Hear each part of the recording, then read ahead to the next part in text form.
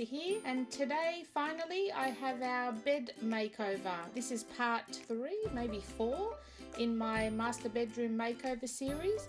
You can see there the side tables I've previously done. I've just got to get new handles for those. And this is the bed that we'll be making over today. It's a queen size bed in the same style as all my other bedroom furniture, which all started off in this dark brown colour. And I'll be giving this a French country inspired look makeover. There's the other set of drawers that I've also done. And yeah, our room's pretty bare at the moment because we're in the phases of moving house, which we'll be moving next week. So yeah.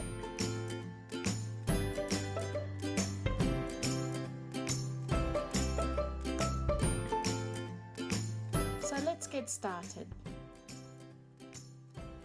So first up, I've pulled the bed apart. So I've got the bottom frame here, the two sides and the bed head, and I'll be painting it white, and I'll be using a homemade chalk paint recipe to do that. And my homemade chalk paint recipe, I use plaster of Paris and Taubman's Endure Pure White. It's just a normal interior wall paint, and I mix this with my plaster of Paris. Now for my homemade recipe, I'll leave a link to my desk makeover video in the description box below so you can see how I make that.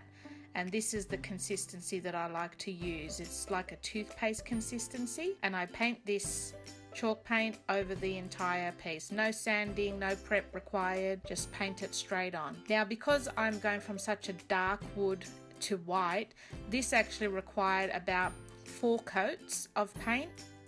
This was after the first coat. It's obviously very streaky with the dark paint, the dark wood still showing through. So all up I did 4 coats of paint on this without having to sand in between. The only thing I did do was I sanded with a very fine grit sandpaper before my final coat, just to smooth out the graininess of the chalk paint.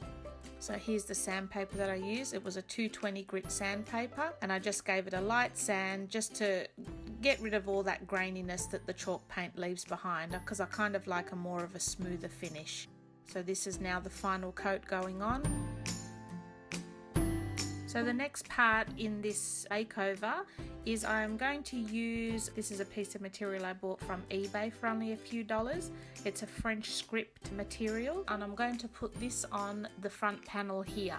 So this is actually the top of the bed, and I'll be using a PVA wood glue.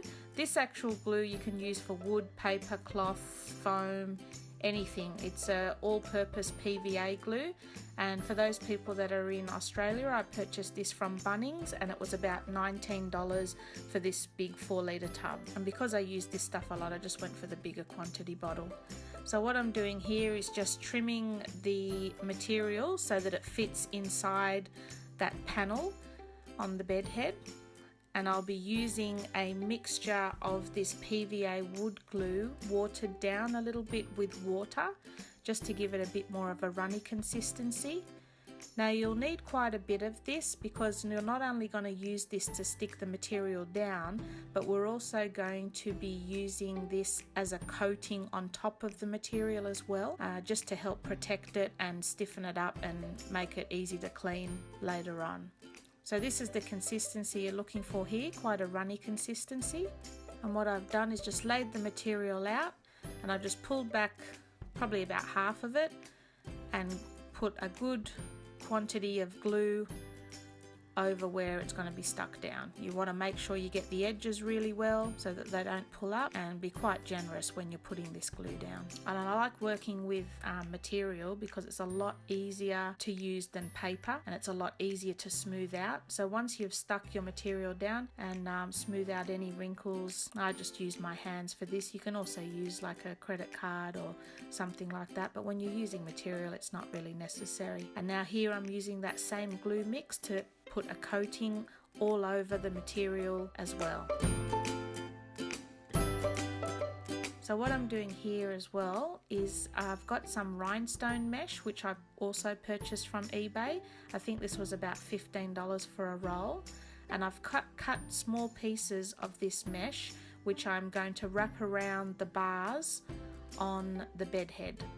I'm going to do this for the top of the bed and also for the bottom smaller frame of the bed. So those I'm going to use like a strong bond glue. You can see there that KB bond glue. It's like a E6000 glue I'm going to use to stick that on. And I'm also going to use 2 rows of this mesh to go around the border on the inside, just to cover up where the material meets the wood. It just helps to finish it off a little bit. And the final step in the process is to finish off all the painted areas with a furniture finishing wax. This helps protect your paint and gives it a nice sheen as well. So I covered it all in that and then buffed it off. And here's the end result. I haven't actually put the bed together because, like I said before, we are actually moving in a couple of weeks. That's why the house is in a bit of a state at the moment. But this is the finished bed head. And once we do move and set up our new room, I'll give you a complete room tour with all the pieces in there. So you can see here the rhinestone mesh along the bars and also along the top of the, along the inside of that panel.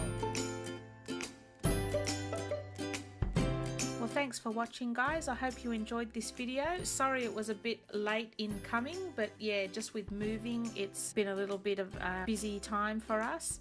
And I'll hopefully have a few moving videos up in the next couple of weeks. There probably won't be much happening this week or next week, as that's when we're actually moving house.